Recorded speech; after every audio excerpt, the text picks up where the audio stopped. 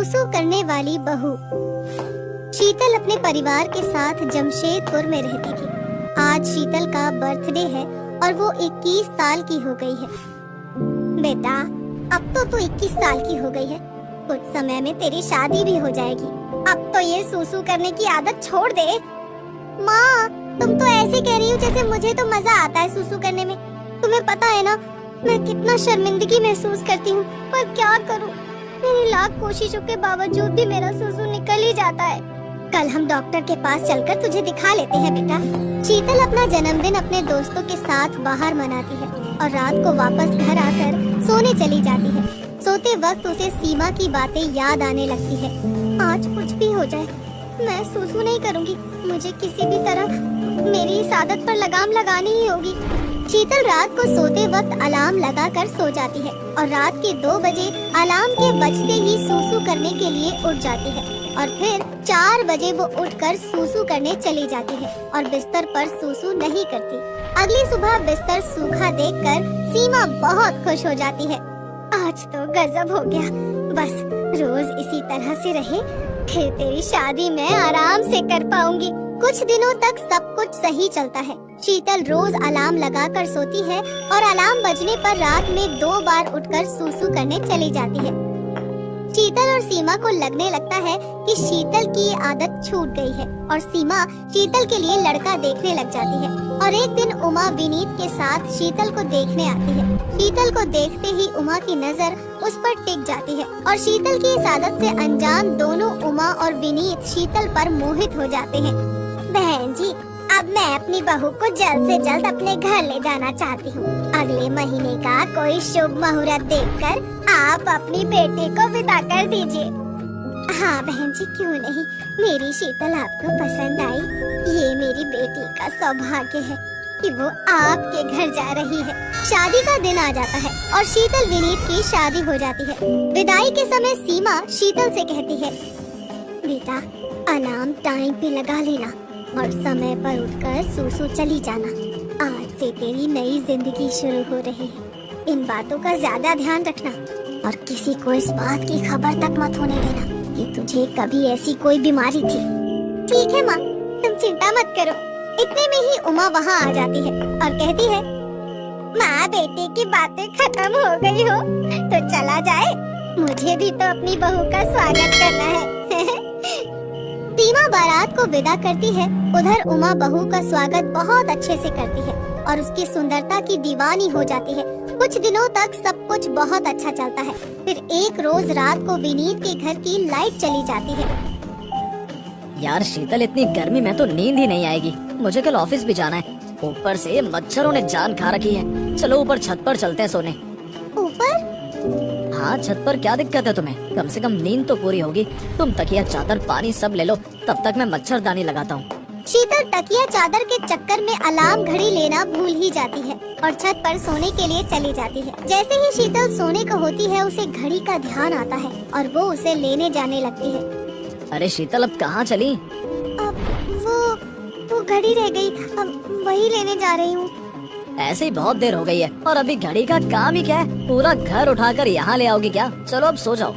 विनीत के डर से शीतल लेट तो जाती है लेकिन सोती नहीं और सोचती रहती है, अगर मुझे सूसू हो गया तो अब होगा।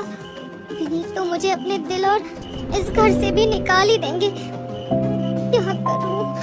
सोचते सोचते शीतल की आंख लग जाती है और रात में सूसू से उसका पूरा बिस्तर गीला हो जाता है। गीलेपन से विनीत उठ जाता है और अपनी चादर हटाकर कहता है, कितनी बदबू आ रही है। छी छी, तुम्हें शर्म नहीं आती क्या, जो इस उम्र में सूसू कर देती हो? किस लड़की को मैं ले आया? शीतल रोने लग जाती है और कहती है,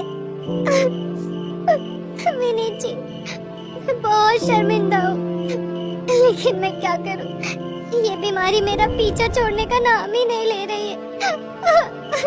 शीतल की आंखों में आंसू देखकर विनीत को बहुत बुरा लगता है और वो शीतल से कहता है, शीतल मुझे माफ कर दो। मुझे तुम्हें समझना चाहिए और मैंने तुम पर इतना गुस्सा किया। आज ही हम डॉक्टर के पास जाएंगे ताकि तुम्हारी ये बीमारी जड़ से ठीक हो सके। विनीत और शीतल डॉक्टर के पास जाते हैं और डॉक्टर कहता है, आपकी वाइफ को ऐसे कोई बड़ी बीमारी नहीं है, ये जल्दी ठीक हो जाएंगी। बस थोड़ा परहेज करना होगा। और मैं जो दवाई देता हूँ उसे टाइम पर लेना होगा। बस इनके मन से डर को बाहर निकालना होगा। आप कोशिश कीजिए कि जितना हो ये खुद को फ्री महसूस करें।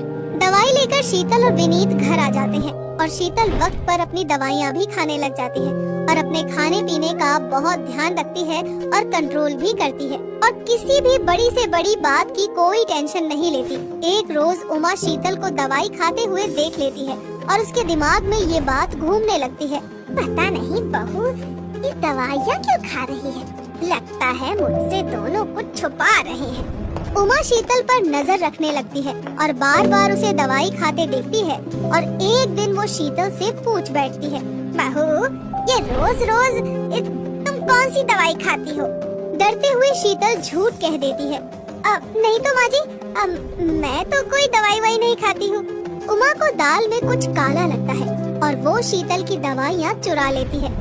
अब मुझे पता ही चल जाएगा कि आखिर ये किस चीज की दवाइयाँ हैं। अगले दिन विनीत शीतल से कहता है, माँ को भी आपके साथ अपने मायके ले जाओ, मैं 2 दिन के लिए बाहर जा रहा हूँ, तुम्हारे जाने से माँ अकेली हो जाएगी।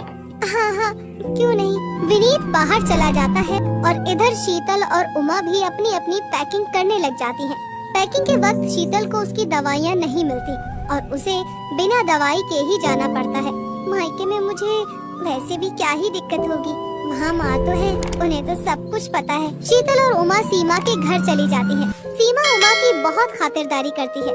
दिन बहुत अच्छे से गुजर जाता है। रात को सब सोने जाते हैं और तभी उमा सीमा से कहती है, बहू तू आज मेरे साथ सोना, मुझे अकेले नींद नहीं आएगी। मन ही मन शीतल की हालत खराब होने लगती है और वो सोचती है, अब क्या करूं, दवा भी नहीं है, अगर मुझे सूसू आ गई तो क्या करूंगी मैं? लेकिन मम्मी जी को ना भी तो नहीं बोल सकती हूँ। ये भगवान कहाँ फंसा दिया। शीतल अलार्म लगाकर उमा के साथ सो जाती है, लेकिन रात में अलार्म की बैटरी खत्म होने से अलार्म वक्त पर नहीं बजता और शीतल बिस्तर पर ही सूसू कर देती है। सूसू के गीलेपन से उमा उठ जाती है और शीतल पर बरस पड़ती है। बेशरम कहीं की, कोई इस तरह बिस्तर पर सूसू करता है क्या? लगता है तुम्हारी माँ ने तुम्हें कुछ सिखाया नहीं है। हम लोगों के साथ धोखा किया है तुम्हारी माँ ने। तुम जैसी लड़कियों को हमारे पल्ले बांध दिया है। अब शीतल रोते हुए कहती है, वो मेरी दवाई घर पर ही छूट गई थी सासू माँ। अच्छा तो तुम अब मुझसे झूठ भी बोलने लगी हो। रुको मैं विनीत को ये सब बताती हूँ अभी। इतने में ही विनीत वहाँ पर आ जाता है और कहता है, मुझे पहले से ये सब पता है माँ। बहन जी मुझे ये नहीं पता था कि आप एक औरत होकर दूसरी औरत का इस तरह मजाक बनाएंगी। मुझे तो लगा था कि आप भी शीतल को मेरी तरह माँ का प्यार देंगी। ये एक बीमारी है, जैसे बुखार या सर्दी खांसी होती है, इलाज करवाने से ये भी ठीक हो जाएगी। मम्मी जी ठीक कह रही हैं। माँ आप एक सास नहीं माँ बनकर सोचती तो ये नौबत नहीं आती। विनीत और सीमा की बात सुनकर उमा की आंखें भर आती है और वो कहती है, ठीक ही कह रही हो तुम। अगर शीतल की जगह मेरी बेटी होती तो मैं क्या करती? मुझे माफ कर दो बहू। उमा शीतल का ध्यान रखने लगती है और समय समय पर उसे दवाइयाँ भी देती है और उसे हर तरह की टेंशन से दूर भी रखने लगती है और कुछ ही दिनों में शीतल पूरी तरह से ठीक हो जाती है और तीनों खुशी से अपनी जिंदगी बिताने लगते हैं। प्रिय दर्शकों, हमें पूरी उम्मीद है कि आपको आज की कहानी बहुत पसंद आई होगी। ऐसी कहानियाँ देखने के लिए हमारे चैनल को सब्सक्राइब करें और बेल आइकन का बटन जरूर दबाएं। और हाँ, वीडियो को ज्यादा से ज्यादा शेयर करें और लाइक करना न भूलें। धन्यवाद।